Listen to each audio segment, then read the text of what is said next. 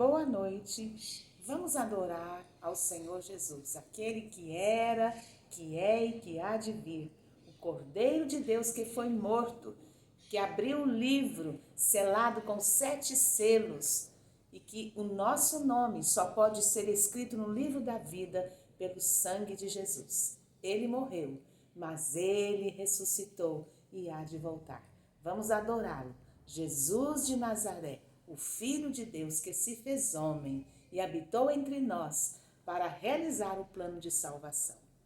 Vamos cantar o hino 123 do cantor cristão.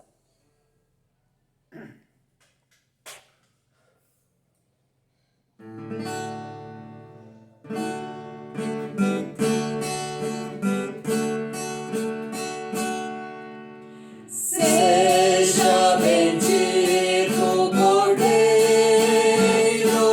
que na cruz por nós padeceu. Seja bendito o seu sangue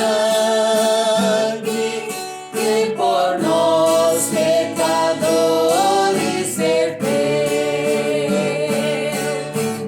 Eis nesse sangue lavado,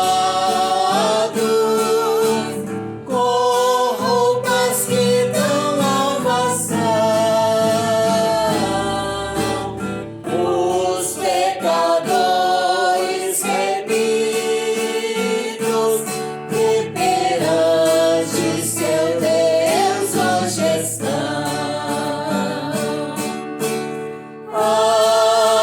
Alvo mais que a neve, alvo mais que a neve, se nesse sangue lavado, mais alvo que a neve serei. Se nós a ti confessarmos e seguirmos a tua luz, tu não somente perdoas, purificas também, ó Jesus. Se de todo pecado, que maravilhas desse amor, pois que mais alvos que a neve, o teu sangue nos torna, Senhor. Alvo mais que a neve, alvo mais que a neve, se nesse sangue lavado, mais alvo que a neve serei.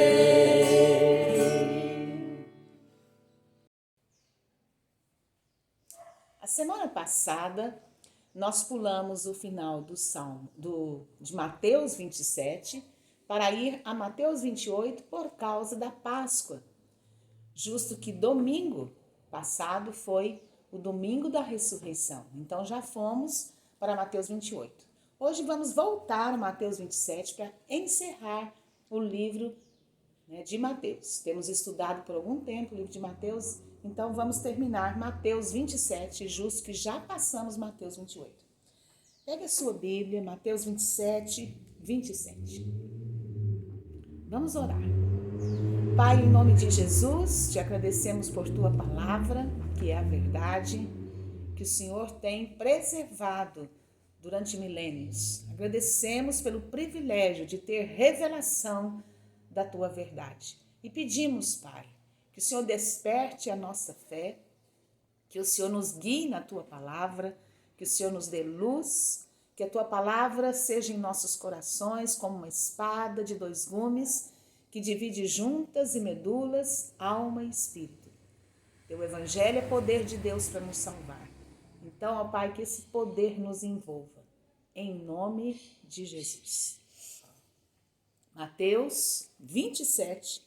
Estamos em Mateus 27, 27. Logo a seguir, os soldados do governador, levando Jesus para o Petrório, reuniram em torno dele toda a corte. Despojando-os das vestes, cobriram com um manto escarlate. Tecendo uma coroa de espinhos, puseram-lhe na cabeça e na mão direita um caniço.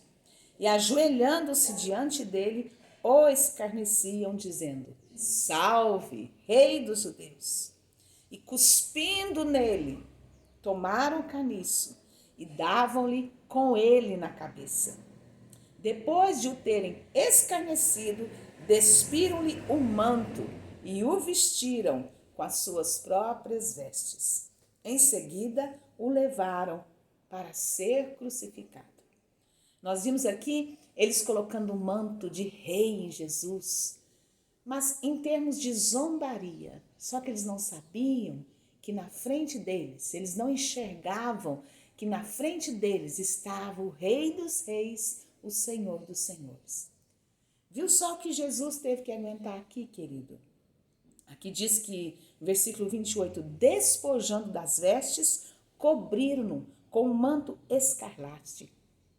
Despojaram suas vestes, envergonharam Jesus, deixaram nu, teceram uma coroa de espinhos. Essa coroa de espinhos simboliza toda a maldição que o pecado trouxe. Nós sempre vemos nas procissões os espinhos de uma florzinha vermelha, são espinhos pequenos, mas olhando em arqueólogos que estudam a história de Israel, a Bíblia, a veracidade da Bíblia, os espinhos que realmente foram usados aqui eram espinhos grandes.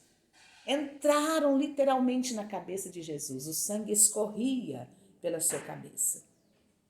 E aqui diz que na mão direita colocaram um caniço, ajoelhando diante dele, o escarneciam, cuspindo nele. Tomaram o caniço e davam-lhe com ele na cabeça. Além da coroa estar enfiando os espinhos na cabeça, eles ainda batiam na cabeça de Jesus.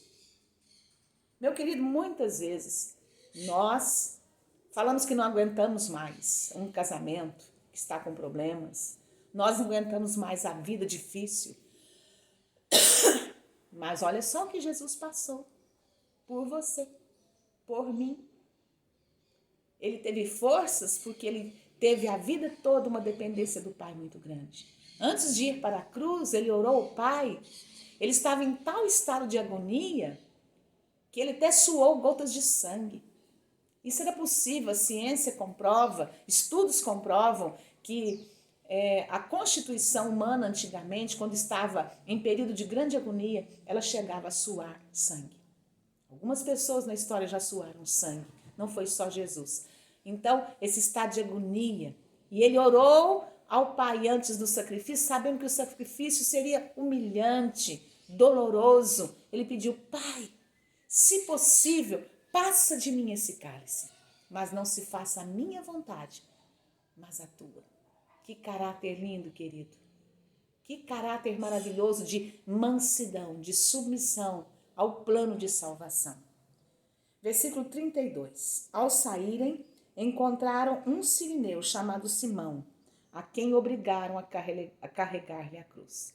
Jesus estava muito desfigurado, assim como descreveu Isaías 53, 700 anos antes, que o seu rosto estava desfigurado, ele estava muito fraco. Então, eles obrigaram esse homem a ajudar a carregar a cruz. Versículo 33. E chegando a um lugar chamado Gólgota, que significa lugar da caveira, deram-lhe a beber vinho com fel, mas ele, provando, não quis beber. Depois de o crucificarem, repartiram entre si as suas vestes, tirando sorte. Isso faz referência a um salmo profético, Salmo 22, 18, que eles repartiriam entre si as suas vestes. Tudo na Bíblia comprova. O Antigo Testamento está totalmente ligado ao Novo. Jesus citou várias vezes o Antigo Testamento. Quando ele veio à Terra, só existia o Antigo Testamento e ele o aprovou, ele citou, ele diz, hoje se cumpriu. E ele estava cumprindo todas as profecias a respeito dele. Aqui diz o versículo 36, e assentado ali o aguardavam. Por cima da sua cabeça puseram escrita a sua acusação. Este é Jesus, Rei dos Judeus. Olha só, querido, tudo foi feito exatamente como Deus queria. Ele era realmente Jesus, o Rei dos Judeus. Eles estavam acusando Jesus de dizer que era isso. E ele era realmente. Só ele podia carregar esse título. E foram crucificados com ele 2 ladrões, uma à direita e outra à esquerda. Os que iam passando blasfemavam dele, meneando a cabeça e dizendo: ó tu que destróis o santuário e em 3 dias o reedificas, salva-te a ti mesmo, se és filho de Deus, e desce da cruz. De igual modo, os principais sacerdotes com os escribas e anciãos, escarnecendo, diziam: salvou os outros? A si mesmo não pode salvar-se? É rei de Israel? Desça da cruz e creremos nele. Quantas vezes nós não aguentamos nenhuma humilhação? Nós achamos tudo demais por causa do orgulho que existe dentro de nós. Mas o Filho de Deus foi escarnecido e humilhado por amor a nós. Ele podia se livrar? É óbvio que sim. Quem fez milagres como ele fez, inúmeros milagres, podia se livrar da cruz, sim. Ele mesmo disse: se eu quisesse, chamaria legiões de anjos e me livrariam. Mas era preciso que o justo morresse pelo injusto. Só Jesus reunia as condições de morrer por nós. Só Jesus reunia as condições de Cordeiro perfeito. Só Jesus, o Filho de Deus, reunia as condições de estar na cruz do Calvário em nosso lugar. Aqui no versículo 43 diz: confiou em Deus, pois venha livrá-lo. Agora, se de fato lhe quer bem, porque disse: sou filho de Deus. E os mesmos impropérios lhe diziam também os ladrões que haviam sido crucificados com ele. Nós muitas vezes pensamos: se Deus me ama, ele tem que fazer o que eu quero. Mas não foi assim com Jesus? Não foi assim. Jesus não entendeu tudo, como o homem que estava aqui na terra se esvaziou da sua glória. Você vai ver a seguir a sua morte. Ele se esvaziando da sua glória, tudo que ele fez aqui foi pelo poder do Espírito Santo. Assim nós também aqui devemos depender do Espírito Santo para realizar as obras de Deus. Então, ele pediu que livrasse da morte, mas ele foi até o fim. Ele se humilhou, ele se sacrificou, ele se entregou ao sacrifício. Versículo 45. Desde a hora 6ª até a hora 9ª, houve trevas sobre a terra. Olha só, a natureza está manifestando a glória de Deus, manifestando como que um choro. Houve trevas sobre toda a terra. O Filho de Deus, aquele que criou o mundo, estava se entregando na cruz do Calvário. Meu querido, tudo na Bíblia aponta para o sacrifício de Jesus. Ele é o centro da Bíblia. 46. Por volta da hora 9ª, clamou Jesus em alta voz: Eli, Eli, lama sabachthani. Quer dizer: Deus meu, por que me desamparaste? Olha só, meu querido, eu quero que você, na hora que você achar que Deus te desamparou, que você não entender o que está te acontecendo, você lembre de Jesus. Até mesmo Jesus, olha, o Filho de Deus, o unigênito de Deus, foi desamparado na cruz. Por quê? Porque o Pai é ruim. Eu imagino a dor do Pai ter que entregar o seu filho. Eu, como mãe, quando o meu filho sofre, eu sofro mais do que se eu estivesse enfrentando o sofrimento. Mas foi preciso. E Jesus gritou isso. Está no Salmo 22:1.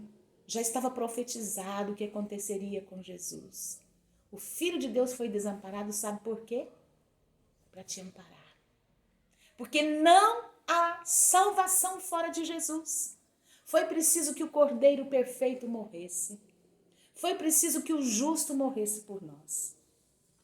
E alguns dos que ali estavam ouvindo isso, diziam, ele chama por Elias. E logo um deles correu buscar uma esponja e, tendo embebido em vinagre e colocado na ponta de um caniço, deu-lhe a beber. Os outros, porém, diziam, deixa, vejamos se Elias vem salvá-lo. E Jesus, clamando outra vez com grande voz, entregou o Espírito. E eis que o véu do santuário se rasgou em duas partes, de alto a baixo, tremeu a terra, fenderam-se as rochas. Que maravilha, meu querido! Lá no templo, enquanto Jesus morria, no monte do Calvário, o véu do templo se rasgou de alto a baixo. O véu do templo era o lugar que separava o santo dos santos do santo lugar. Só o sumo sacerdote entrava uma vez por ano. Mas agora o véu estava rasgando para quê? Para que todo aquele que crer no sacrifício de Jesus possa entrar no santo dos santos, no lugar de intimidade, de adoração a Deus.